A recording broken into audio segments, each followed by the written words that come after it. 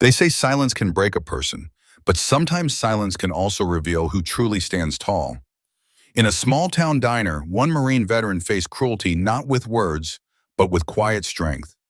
What happened next would change an entire community and remind everyone what respect really means.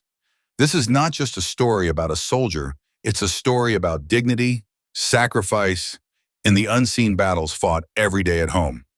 If stories like this touch your heart, don't forget to follow, like, and leave a comment. Every word of support helps keep the memory of our veterans alive. The Rusty Fork Grill was never the kind of place that tried to impress anyone. Its vinyl booth sagged under the weight of years, its coffee was always a shade too bitter, and the clock above the counter ticked 5 minutes behind, as if time itself had grown tired. For most people, it was a stop on the way to somewhere else.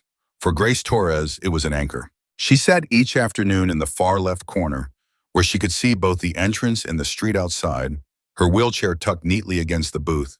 Her hands moved with unshakable rhythm, roll the silverware, fold the napkin, place it carefully on the stack. Repeat.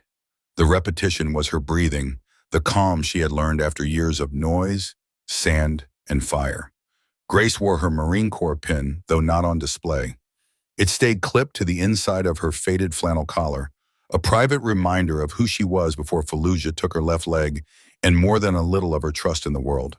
Some of the customers noticed her, offering a nod or a polite smile. Others avoided her eyes, their gazes slipping toward the floor as though her missing limb made them uncomfortable. Grace did not hold it against them. She did not need pity, and she was not here to be noticed. Her reason was simpler. She needed routine. She needed steady ground. She needed silence that did not come with the echo of mortars. In her coat pocket rested a worn leather wallet. Inside, a photograph lived folded and faded, taken in the desert sun long before everything changed. In it, she stood among her unit. All smiles, all grit, all promise. Across the back, scrawled in thick black marker, were the words, "She carried us every damn time." Grace had not taken that photo out in months. Some days it was enough to know it was there, pressed close to her side like a heartbeat. But silence, as she well knew, never stayed unbroken for long. The diner door slammed open with a force that rattled the ketchup bottles along the counter. Cold air swept inside, along with the sound of boots and leather. 3 men entered, their laughter sharp and invasive, the kind of sound that declared territory without asking permission. Their vests bore stitched names, Tank, Goose, and Blade. They smelled of gasoline, beer, and arrogance. Every eye in the diner shifted to them and then quickly away. Grace felt the shift in the air immediately. It was not fear ridiculously, but it carried the same weight as the moment before a storm rolled across the desert. A change in pressure, the promise of something mean. She didn't flinch, didn't pause her folding. She had lived through worse storms than this, but the storm had already noticed her. "Well, look what we got here," Tank drawled, his voice carrying across the diner. His sunburned neck stretched as he nudged Goose with a grin. "Someone roll in from the VA?" Goose chuckled, his laugh thin and cruel. "Nah, that's Combat Barbie. Bet she's just here for the sympathy tips." Grace's hands did not falter. Knife, fork, napkin. Place it on the stack. Calm, controlled. She had heard worse than this in war zones. Words, no matter how sharp, did not pierce like shrapnel. But in places like this, where the silence of others allowed cruelty to echo louder, the weight of words changed. She felt every pair of eyes avoiding hers, every gaze turned deliberately toward the floor or the coffee cup. Blade leaned against the counter, pounding the service bell with the flat of his hand. "Hey, we getting menus, or we just supposed to stare at the help?" Grace wheeled forward, her posture steady, her face unreadable. "Would you gentlemen like today's special?"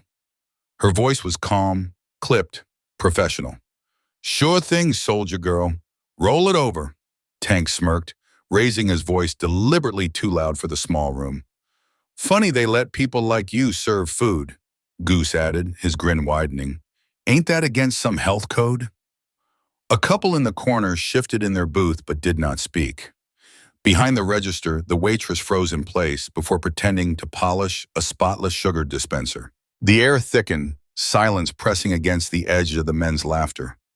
Grace lowered the menus carefully, one by one. Knife, fork, napkin, measured, precise. The same discipline that had once kept her unit alive carried her now.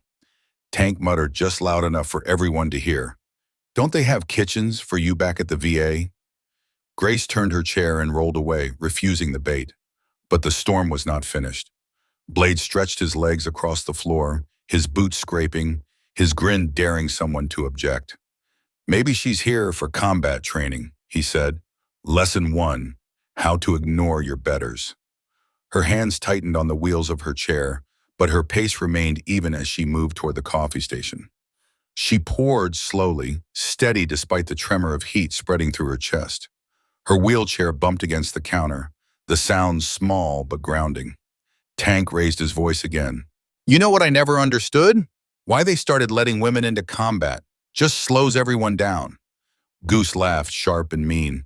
She probably sat behind a desk, typing reports and calling it war. The words carried, bouncing off the vinyl and chrome of the diner. Grace did not turn around. She did not have to. The sound of Blade's boots crossing the floor told her what was coming. "You deaf soldier girl," Blade slurred. His shadow stretched long across the tiles as he stopped behind her. "We're talking to you." Grace's jaw locked, her mind calculating distance, weight, risk. Blade was bigger, but sloppy. A threat you do not engage unless forced. She tried to roll forward, but his hands landed hard on the grips of her wheelchair. No warning, no permission. He yanked the chair forward in a violent jerk. The front wheel clipped a table leg. The tray she had balanced spilled. Coffee splashed hot against her arm. A fork clattered across the floor. And then, for the first time in years, she felt it, her own body hitting the ground. Her prosthetic bent awkwardly, pain lancing sharp through her hip as metal pressed into bone. The diner went silent. A busboy froze in mid-step. A couple near the window stared into their drinks, and the waitress behind the counter gasped but did not move. No one moved. No one spoke. Blade laughed first, his tone darker now, almost satisfied. Tank and Goose followed, their laughter lower, meaner, no longer for show but for the pleasure of cruelty. Grace pressed her palms against the sticky tile, steadying herself. Coffee soaked into her jeans. Beside her, the leather wallet had fallen open, the photograph slipping out. Her unit, years younger, sun in their eyes, dust on their boots.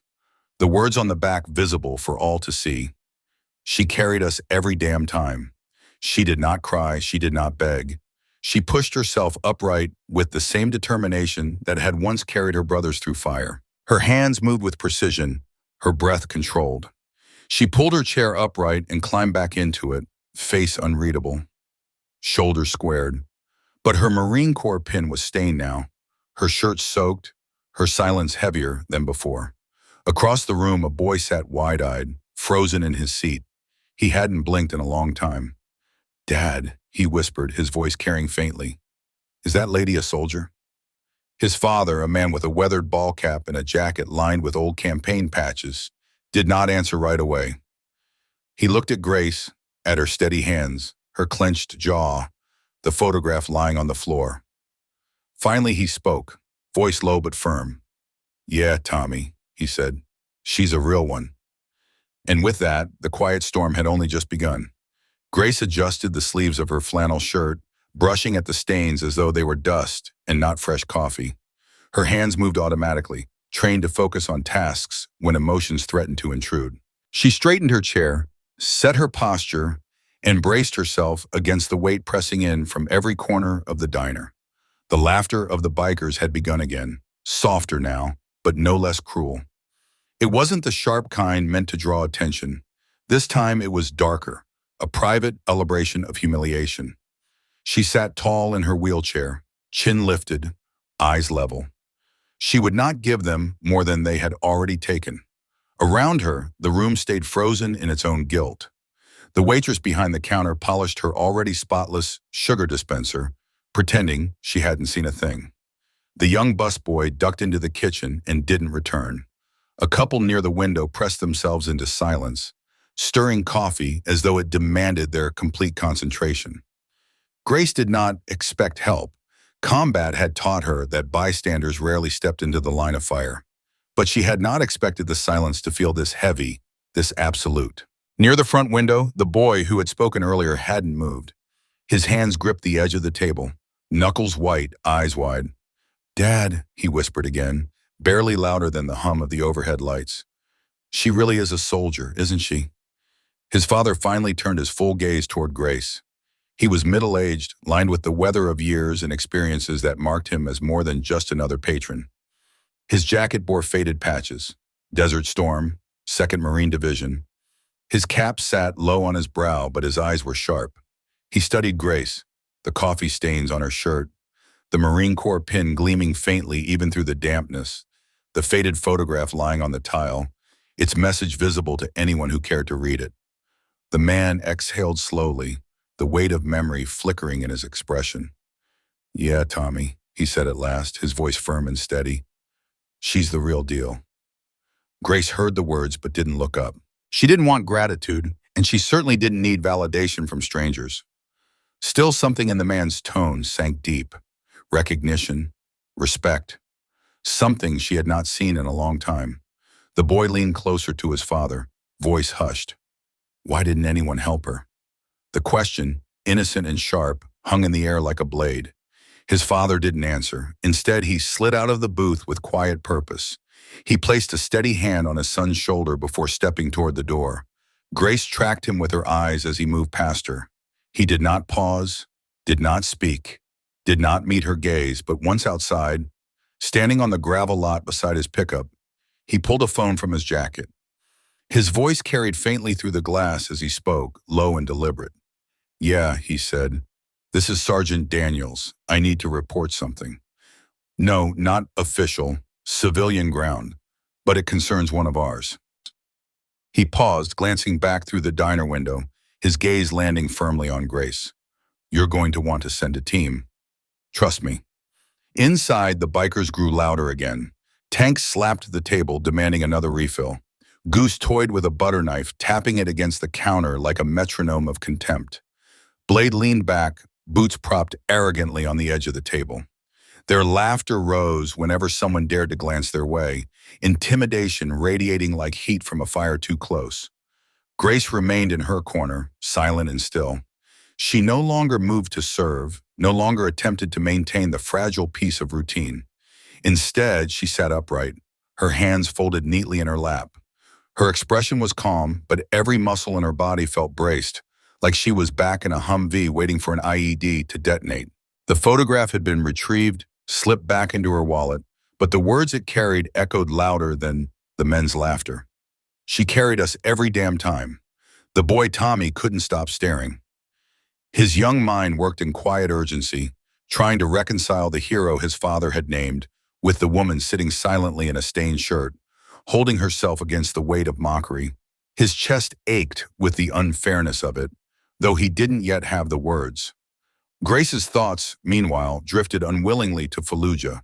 The heat, the sand, the moments of silence that came before the blast that took her leg. Back then, she had carried her men because no one else would. Today, she sat in a small-town diner, carrying herself alone, and the silence felt sharper than any battlefield. Tank's voice cut across the room again. "Ain't it funny? The government hands out medals and pensions, and we get to pay for her coffee spills." Hey. His smirk widened, his words loud enough to reach every corner. The waitress flinched, her rag falling against the counter, but she didn't look up. Goose leaned forward, shaking his head as though disappointed. "Probably hasn't worked a real day since she came back." Sitting in that chair, milking it for sympathy. Their words crawled like ants under Grace's skin, but she refused to let them see the sting. She had endured worse. The enemy in the desert had fired mortars and bullets. These men fired only words, but the cowardice of silence surrounding her made them land with a different kind of precision. Still, she kept her breathing measured.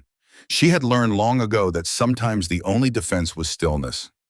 Outside, Daniel's voice lowered, the details of his call hidden from the ears inside. But his last words carried through faintly as he paced near the SUV parked beside his truck. "She's one of ours, and nobody lays a hand on one of ours. Not ever." Minutes stretched long in the diner, each second heavier than the last.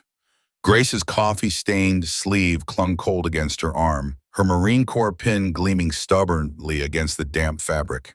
She traced it lightly with her fingertips, a silent reminder that though she sat alone, she was not entirely forgotten.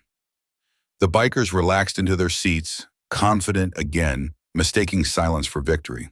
Their laughter filled the air, drowning out the hum of the fluorescent lights and the clink of dishes. To them, the moment was over, and they had won. But beyond the diner's glass, wheels were already in motion. Somewhere not far down the road, engines would start. Uniforms would be pulled on. A call had been made, and Marines never ignored the call. Grace sat in her corner, steady and unmoving, her heart pressed against the invisible weight of the room. She didn't know it yet, but the silence she carried would soon be broken. Not by cruelty this time, but by the sound of respect marching back through the door. The afternoon outside the diner had grown quiet, the sun sinking lower as the streets slipped into their lazy rhythm. Inside, the bikers continued to sprawl across their booth, laughter spilling too loud for the size of the room. Tank waved his empty cup in the air, demanding a refill. Goose tapped the butter knife against the tabletop, steady and taunting. Blade leaned back with his boots propped up, as though daring anyone to challenge the space he claimed. Grace remained in her corner, the stillness around her both armor and weight. She no longer rolled from table to table. Her uniform shirt, soaked and stained, clung uncomfortably to her shoulders. Yet she sat upright, posture sharp, hands folded on her lap as though preparing for inspection. She would not give them more. She would not bend. Then, faint at first, came a sound that didn't belong. Tires crunching on gravel, deliberate and heavy. The noise carried through the glass, different from any ordinary car. The rhythm of the engine idling outside carried a kind of weight the men inside recognized without even seeing. The laughter faded. The knife tapping stopped. Every head turned toward the diner's front window. A military green SUV had pulled up, dust curling around its wheels. The Marine Corps insignia gleamed on the side panel, unmistakable even under fading sunlight. The vehicle didn't roar or rev. It simply sat, engine humming low, the kind of presence that announced itself without asking permission. The door swung open, precise and controlled. 3 figures stepped inside. The first was a master sergeant, barrel-chested and gray-haired, walking with a polished cane in his right hand. A slight limp marked each step, but nothing about him suggested weakness. His eyes swept the diner the way a commander checked a perimeter, sharp and steady. Behind him came a younger Marine, tall and clean-cut, his uniform pressed sharp as a blade. In his hands, he pushed an empty wheelchair, not as an offer of pity, but as a gesture of readiness. He carried it with the same discipline one carried a weapon, steady, respectful, prepared. The third figure entered last, a female captain, uniform adorned with rows of ribbons and combat medals that shimmered under the fluorescent lights. Her posture radiated command, her gaze level and unyielding. She did not need to raise her voice for the air in the room to shift. The diner stilled completely. The clatter of dishes in the kitchen went silent. Even the hum of the lights seemed to soften. The bikers froze in place. Goose's hand slackened around the butter knife until it slipped against the table. Tank blinked rapidly, as though the sight before him didn't quite register. Blade straightened in his seat, boots sliding back down to the floor. Their earlier bravado drained away, leaving only the quiet twitch of unease. The master sergeant stopped directly in front of Grace's table. He stood tall despite his limp, shoulders squared, every inch of his presence commanding respect. With deliberate precision, he raised his hand in a textbook salute. His voice was gravel and steel. "Staff Sergeant Torres," he said, loud enough for all to hear. "Forgive our delay." Grace's body reacted before her mind caught up.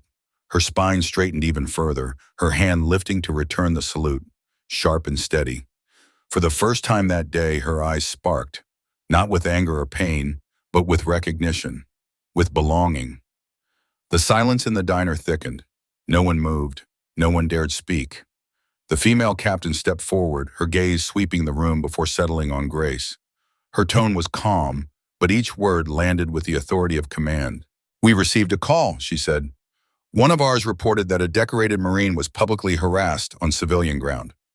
Her eyes shifted deliberately, slowly crossing the room until they locked on the booth where Tank, Goose, and Blade sat stiff and unmoving. And that physical assault was involved. Tank's jaw clenched, his bravado suddenly paper-thin. Goose looked down at the table, refusing to meet her eyes. Blade shifted uncomfortably, the weight of his earlier cruelty pressing back against him with crushing force. Grace shook her head slightly, her voice low. "It's nothing," she murmured. The master sergeant didn't flinch. His reply came firm, carrying through the diner with the weight of final judgment. "With respect, Staff Sergeant, it is not nothing. Nobody touches one of ours. Not in combat, not in peace, not ever." The younger Marine stepped forward, eyes fixed on the bikers, his voice steady. "Staff Sergeant Torres led our unit through Fallujah. She pulled 3 men out of a burning Humvee after it was hit. I was one of them." Grace's gaze snapped toward him, recognition dawning. Her voice softened, breaking through her rigid control. "Private Jenkins." He nodded once, the faintest smile touching his face. "Corporal now, ma'am, thanks to you." The weight of his words hung thick in the air. Grace blinked, her throat tight, the truth of her sacrifices standing tangible before her. And then slowly, a ripple began across the diner. Tommy, the boy at the window, stood up from his seat. His father rose beside him, expression resolute. Across the room, an elderly man in a Korean war cap lifted himself to his feet. No words, just a silent salute. A woman near the door followed, hand over her heart. 2 men in civilian clothes, both members of the National Guard, squared their shoulders and stood tall. One by one, the room shifted. Within moments, half the diner was standing, some saluting, some with hands pressed firmly over their hearts, all united in quiet, unshakable solidarity. The bikers sank into their booth. Goose pressed his hands flat against his knees, eyes locked on the floor. Tank turned his face away, unable to meet the gaze of anyone around him. Even Blade, who had grabbed Grace's chair with such arrogance earlier, remained silent, his mouth tight, his swagger gone. For the first time since they had entered, the bikers no longer owned the room. Grace did. Not by raising her voice, not by leaving her chair, but by the quiet strength that had carried her through sand, fire, and loss. By the recognition of those who finally stood with her. The captain's gaze returned to Grace, her voice quieter now, but no less firm. "You carried them once. Today, it is our turn." Grace felt the words land deep in her chest. For years, she had walked or rolled alone, her pin hidden, her pride tucked beneath silence. And now, in this moment, surrounded by veterans and strangers alike, she no longer felt invisible. She was seen. The master sergeant's cane tapped lightly against the tile as he turned to face the rest of the room. His voice carried finality. "Respect is not optional. Not here. Not ever." No one dared argue. The Marines stood like statues, their uniforms crisp, their presence unshakable. And slowly Grace let herself breathe.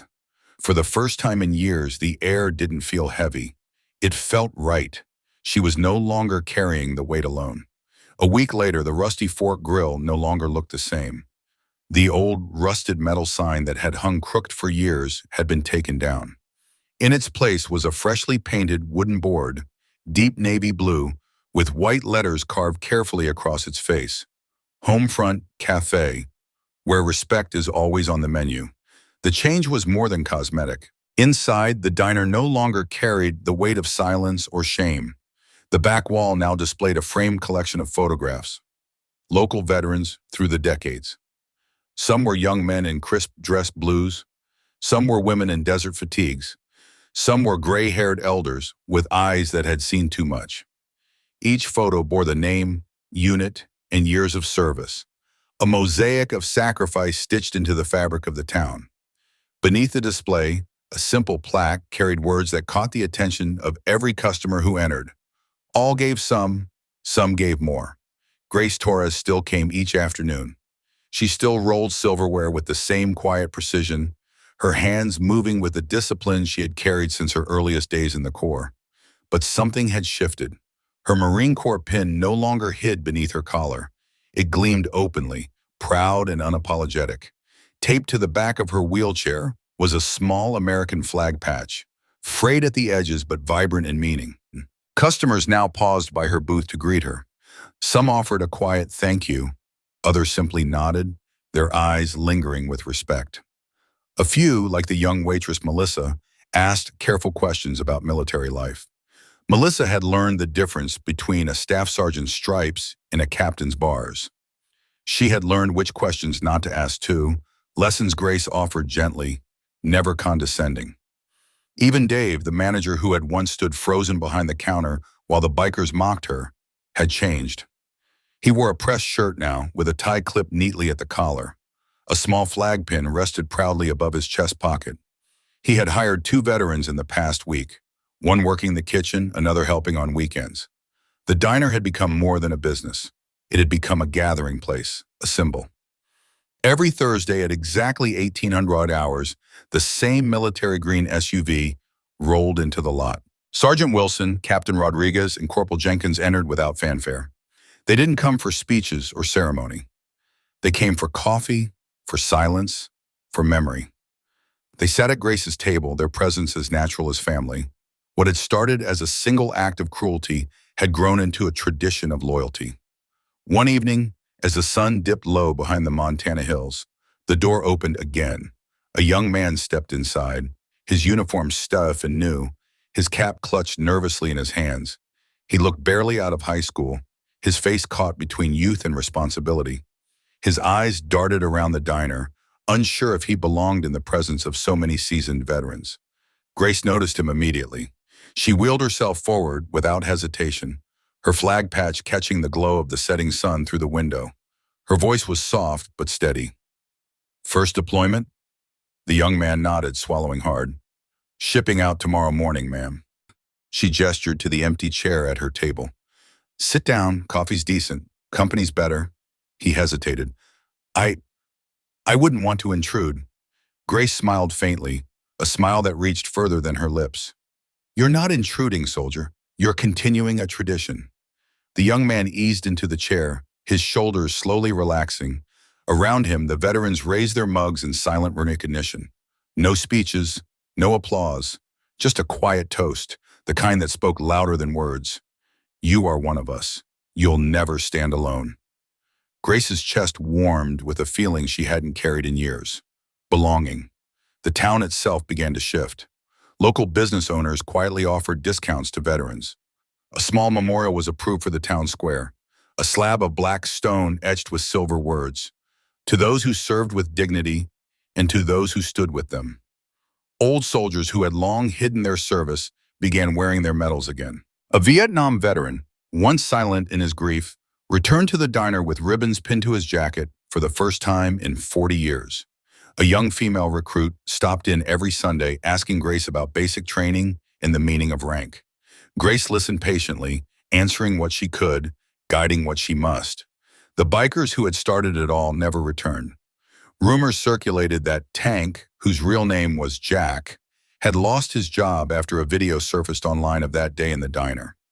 Others said he had simply left town. Grace didn't ask. She didn't need to know. Some things had a way of resolving themselves when truth came into the light. Her focus was on what had grown in the aftermath. On the boy Tommy, who now came often with his father, eyes bright with curiosity, asking about the difference between Marines and soldiers. On Melissa, who now called her staff sergeant with genuine respect. On Jenkins, who told half-true stories from Fallujah that always made the table laugh. Grace didn't smile often, but when she did, it was different now. It reached all the way to her eyes, softening the lines etched by years of burden.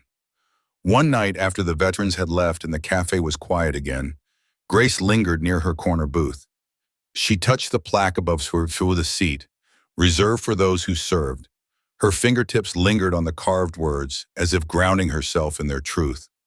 Outside, the SUV waited, headlights glowing faintly in the dusk. A note taped to the window read, "We always come back for those who never quit." Grace read it twice, her throat tightening. She wheeled herself toward the door, the smell of fresh coffee and old wood following her into the night. For years, she had carried the weight of silence. Now she carried something else. Respect, recognition. belonging. The town had been reminded. The diner had been reborn. And Grace Torres, Staff Sergeant, Marine survivor, was no longer invisible. She was home. Stories like Grace's remind us that dignity should never be measured by appearance, and respect should never be optional. Every veteran carries more than their scars. They carry the weight of those they stood for, those they saved, those they lost. If this story touched you, share it, comment your respect, and stand with every veteran who deserves to be seen, honored, and never left behind.